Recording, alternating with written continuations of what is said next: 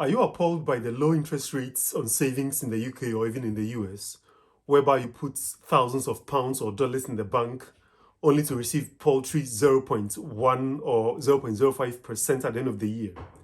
Or are you thinking of investing some of your money somewhere but do not know how to go about it? Well, in this video, I'll be explaining to you how you can invest in the stocks and shares market and all you need to know about investing in the stock market. Stay tuned.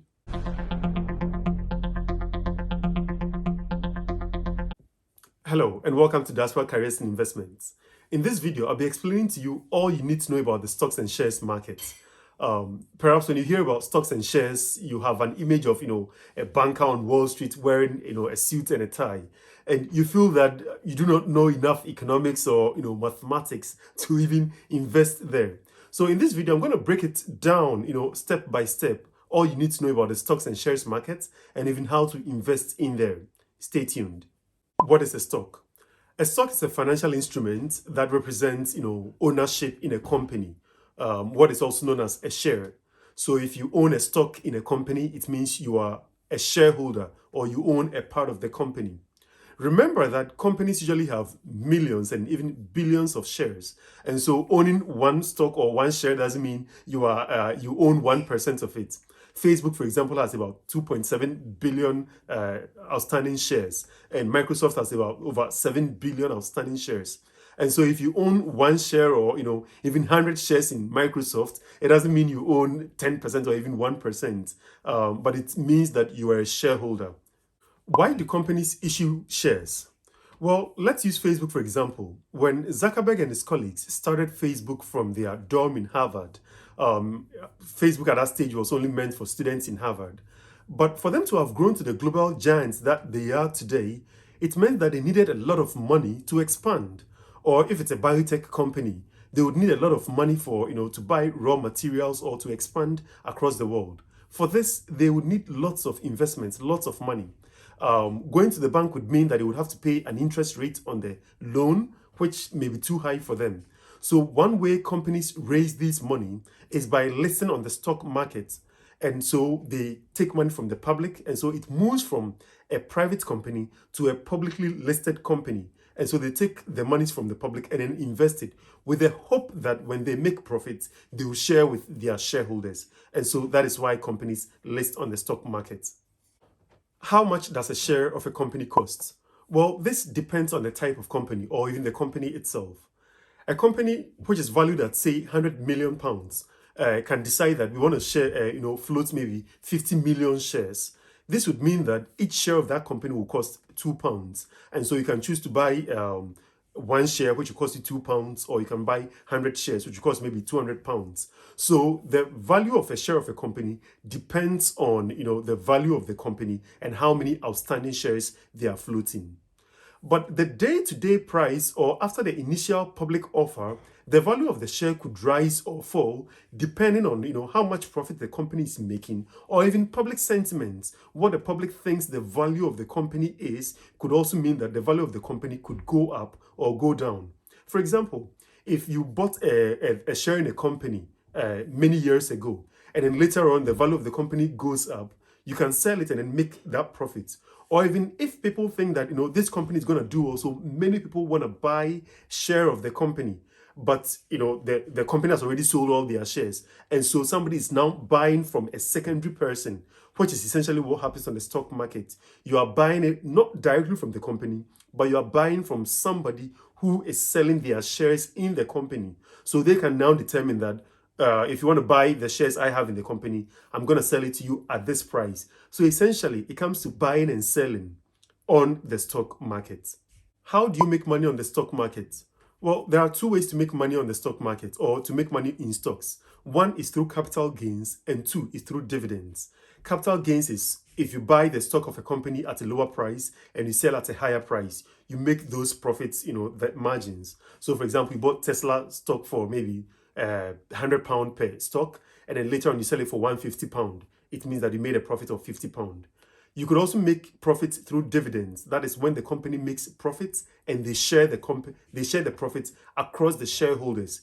Because you own shares in the company, because you are a part owner, you also get some of that profit, and that is known as dividends. How much money can you make from the stock market? Well, this is a question only the gods can answer. Um, it is known that historically, the stock market, pays higher than putting money in your savings account.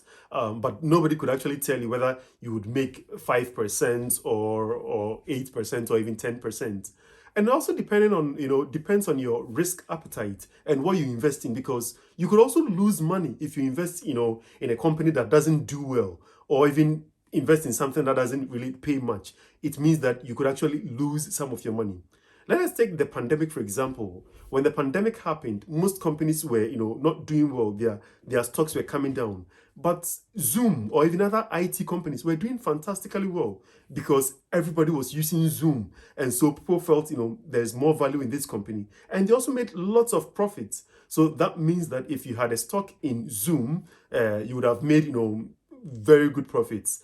I mean, Shaquille O'Neal is known to have been one of the early investors in Google, so that later on, when Google did very well, he made lots of profits. Likewise, he's also known to have missed out on Starbucks because he thought, nah, this company won't do well because black people don't drink coffee. But later on, he realized that he missed out on that.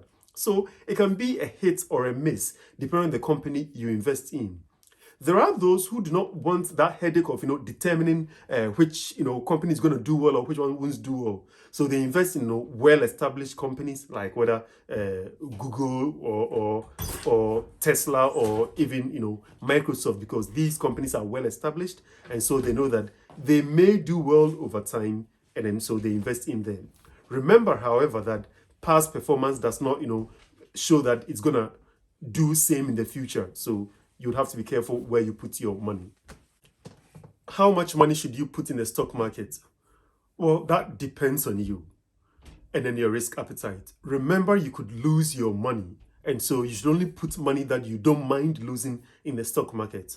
Of course, that does not mean that you put poultry where at £1 or £2 there because you don't mind losing that.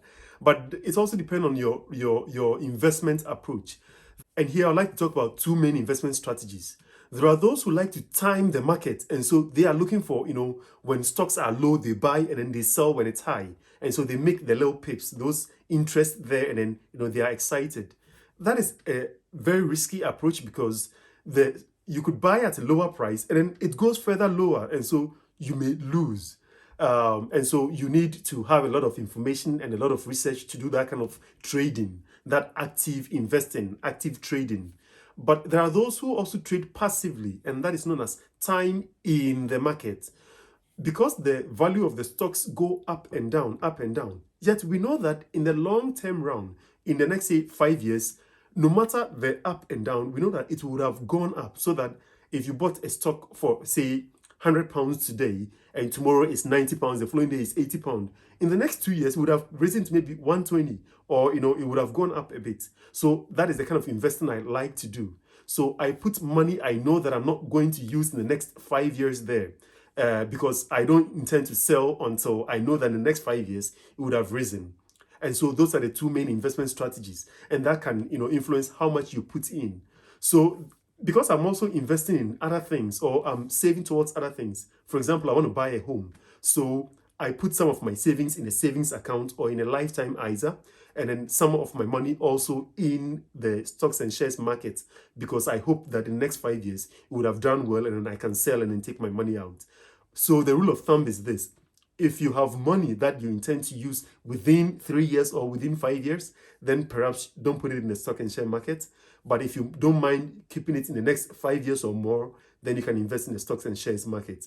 Unless, of course, you want to trade actively by buying low and then selling high. But that can be risky because the variables that determine the price of a stock are so many. Sometimes, people's sentiment even affect the value of the company. For example, if Elon Musk tweets something and people are annoyed by it, they go like, I don't want to even, be, I don't know, in this company, so I'm selling. And if there are more sellers than buyers, the price goes down because everyone is selling, no one is buying, so people are selling it at a cheaper price. However, if a company is doing well, or a company is thriving and many people want to buy but fewer people are selling, the value goes up. I don't want to bother myself with all these mathematics and these economics. So I rather do passive investing, buy and keep for the long run. Where can you buy stocks and shares? From the stock market. Literally, if you want to buy stocks and shares, you go to the stock market. And you need a stockbroker, like a middleman, who would mediate between you buying and somebody selling.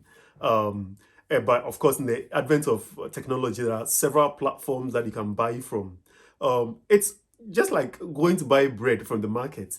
You would have to determine, which kind of bread you want to buy, or which kind of stocks, or which kind of companies you want to buy their stocks, and which shop you want to buy from. You must remember, though, that these companies or these platforms come with charges, and there are some that are for free, but some can come with hidden charges. I'm going to put in a link in the description box below that would lead you to several of the platforms, and I'll also tell you which ones I use. So there is eToro, there is Vanguard, there is AJ Bell, there is Trading 212, there is Nutmeg, there is Wealthify. There are even, PayPal even is now allowing some investment options. There are several of them you can use, but you must look up the charges. For example, if you want to buy bread from Costco, we know that Costco charges for you to be, to have a card with them, but Costco may be selling cheaper bread. Likewise, if you want to go to Sainsbury, maybe Sainsbury doesn't charge you to come and buy from their shop, but they sell more expensive bread. So that's how it works. There are some platforms who don't charge anything, but the stocks there can be a bit pricey because that's how they make their money. But there are some which charge you for using the platform, but the stock prices there are cheaper. And so you would have to see which one works best for you. At the end of this video, I'll tell you which ones I use, and I think they are quite good, and so I'd recommend them as well. Remember also that it's not every shop that sells bread, and so it's not every platform that has all the stocks. Vanguard, for example, is a very good platform, but unfortunately, they do not sell individual stocks. So if you're looking to buy stocks for Apple, then you cannot get from Vanguard. So those are some of the things you need to know. So yeah, how should you open a stocks and shares account? Well, I've just told you about the platform, which is known as, whether the stockbroker or the platform you can use to buy the stocks and shares. You need to create an account on most of these platforms. If you're in the UK, you should aim to open a stocks and shares ISA account. An ISA account is a non-taxable account, which means that the profit you make, whether through capital gains or through dividends, which is, by selling your stocks at a higher price, or the profit you make, you don't have to pay taxes on them. If you don't open a stocks and shares ISA account, you may have to pay taxes on the profits that you make. So definitely open a stocks and shares ISA account. Of course, you can open that in addition to your lifetime ISA account or whatever account that you have. Remember, in the UK, for every tax year, you have up to 20,000 ISA that you can save into. So this is distributed across your lifetime ISA, stocks and shares ISA, cash ISA. These are non-taxable. So as long as you have not exceeded your 20,000 limit, that should be fine. For those in the UK, however, I must warn that you cannot have multiple stocks and shares ISA in a given tax year. So that if you open your stocks and shares ISA with, say, Vanguard, you cannot go to, say, AJ Bell to go and open another stocks and shares ISA. No, you can't do that. You can only open one type of ISA account in a given year. Of course, you have the £20,000 allowance, which you can distribute across lifetime ISA account, stocks and shares ISA account, cash ISA account. So you can have one of each type of these ISA accounts in any tax year. So, but you cannot open two stocks and shares ISA accounts or two lifetime ISA accounts in the same tax year. If last tax year, for example, you had a lifetime ISA with, I don't know, say Skipton, this year you can open a new lifetime ISA account, or you can continue to save in the previous one. It depends on you. But in any given tax year, you cannot have two lifetime ISA accounts or have two stocks and shares ISA accounts. So what that also means is that if you open a stocks and shares ISA account with Vanguard this year, the following year you can open a new one with, say, AJ Bell or with Wealthify or with another company. But in any tax year, you cannot open two of them. That's what you need to bear in mind. But of course, you can have multiple, brokerage accounts, except that only one of them in any given tax year can be the stocks and shares ISA account. It doesn't also mean that you pay taxes on the profit you make on the other ones, because you still have an allowance of, I think, 2,000 for in dividends, which is non-taxable. So you would be fine anyway. But I must warn so that you don't break the law. Remember, all that I'm saying here is not financial advice, so you must also do your own research before you commit to anything. Now to the $1,000,000 question: which stocks and shares should you buy? This is, a question only you can answer. It depends on, your risk appetite again and how you want to go about it. But one thing I can advise or I can, suggest is that you diversify. Don't put all your eggs in one basket. So you can buy a bit of Apple, a bit of Tesla, a bit of Versace, a bit of Gucci, a bit of Primark. It depends on what companies you think will do well. I've already explained to you how the stock market fluctuates, or how volatile it is. But if you are in for the long term, then you don't really have to worry. The stock market has over, in the on the London stock market, for example, there are over 3,000 companies for you to choose from. In the on the New York Stock Exchange market, there are thousands of of companies you can invest in. And these companies range from oil companies to real estate to consumer products to communication to financial products. You can invest in literally anything. You can even invest in gold, in silver, in tin, in anything. And there are some people who have, who are, say, ethical investors, so they don't want to invest in things they don't believe in. So some, people do not invest in alcohol, or some people do not invest in, say, cigarette products. But you could invest in, literally anything that you want. You must be careful where you are putting your money, in order to be sure. I tend to invest in things I use. If I don't use their product, I'm hesitant to invest in it.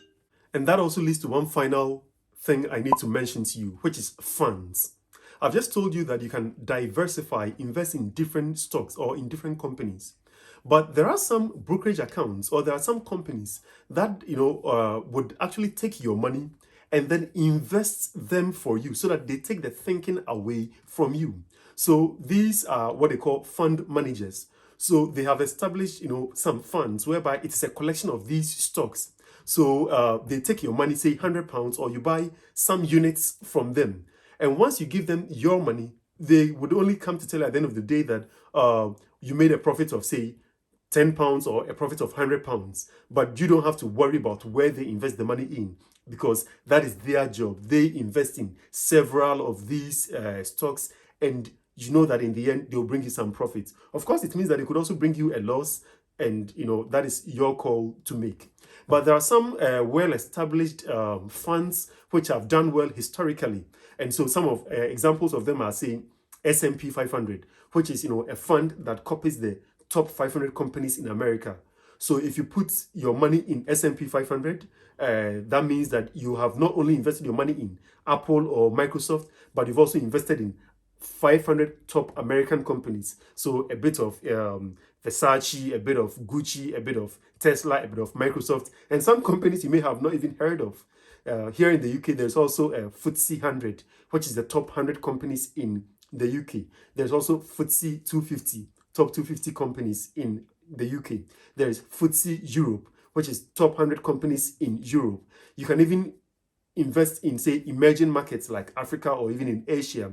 They all have their indices, or what is known as index funds, that you can invest in. These funds are largely available on Vanguard. You can buy them from other platforms, of course. Even eToro also sells some of these funds, which you can buy from. But Vanguard is known to have a lot of these funds, and that is where I invest in.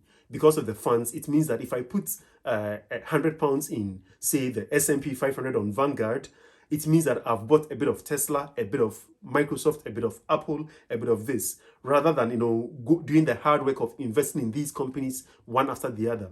Of course, I also invest in individual companies, and some of them have done exceedingly well, and some of them have not done so well. But yeah, that is the advantage and disadvantages of investing in a fund or investing in individual companies.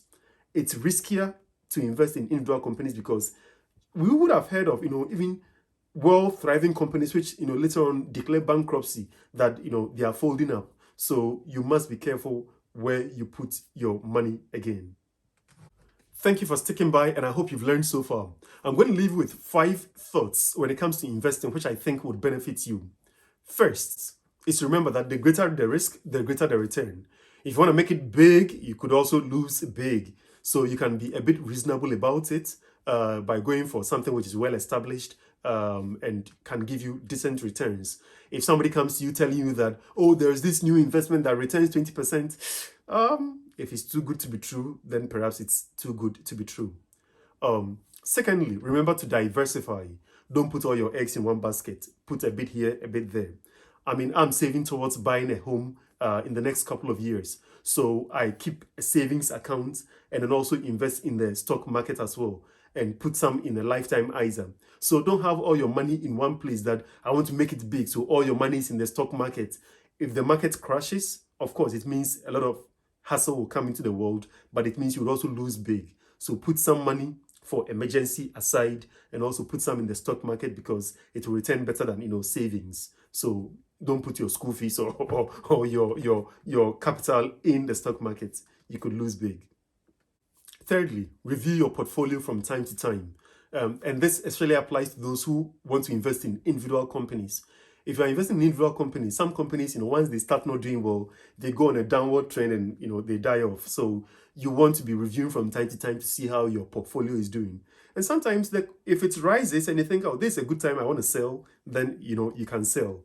But be careful because sometimes, when you sell on these platforms, they take charges when you buy or when you sell. When you trade, there are charges. So you want to make sure that the amount you are selling your stocks for, after the charges, you still make profit, because if not, you think that, oh, you are making profits of say £50, and then the platform charges you maybe £20, and in the end your profit margins are reduced. So you want to be careful about all of these.